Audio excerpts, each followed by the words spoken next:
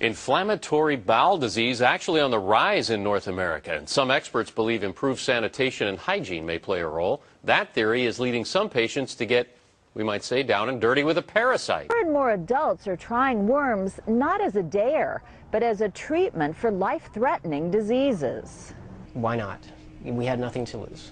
People like musician Scott Richards, who hit rock bottom with an inflammatory bowel disease called Crohn's. It's serious pain, excruciating pain. Or Deborah Wade, also diagnosed with Crohn's. The disease causes intestines to swell and empty frequently. You'd go to the bathroom and the toilet would be filled, and the pain would be so severe that I would just be sobbing.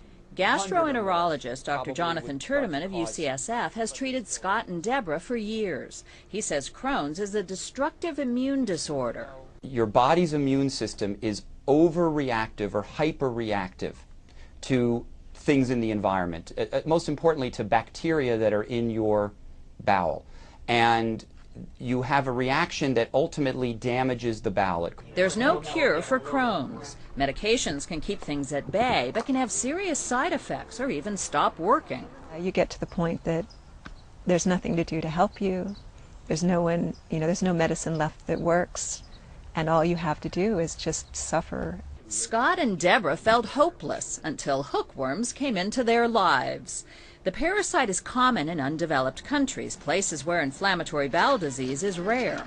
In the U.S., thanks to advances in sanitation, hookworms are rare, but immune disorders are on the rise. Is there a connection? As we have made things more hygienic, we may in fact be precipitating an outbreak or an increase in the frequency of these immune disorders. Studies suggest the presence of hookworms in the human gut may be beneficial, secreting a chemical that turns off an overactive immune response. To fight their disease, Scott and Deborah signed up to get infected with the parasites. A Band-Aid to put on their arm. On the Band-Aid, hookworm larvae. You just experience maybe some itching, which is basically the larva making their way into your bloodstream. And you felt that? Felt it. Definitely feel it. It's creepy, crawly. It feels like somebody burrowing into your veins, but no pain. Hookworms then travel from blood to your lungs, where? Well, you cough them up into your throat and you swallow them. And they go back into your intestines, and that's where they start to mature. It's a human parasite. And so once you get infected and they latch on, you don't have to do anything. The parasites can live inside a human for at least 5 years. Scott and Deborah didn't have to wait long to feel relief. I started waking up. Pain was gone. It was this sudden. We had Thai food last night. I was fine. I mean, I'm eating things that I thought I wouldn't be able to eat forever.